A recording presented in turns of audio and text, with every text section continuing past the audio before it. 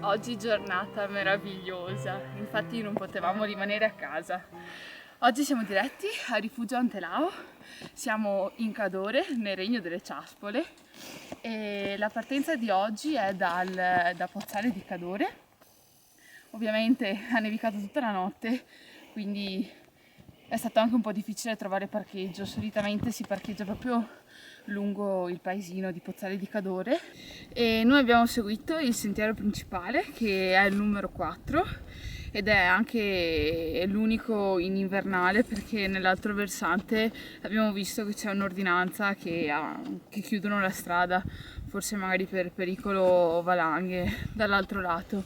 Quindi stiamo salendo a zig zag lungo questo sentiero principale e di lì a poco comunque poi arriviamo a Rifugio Antelao.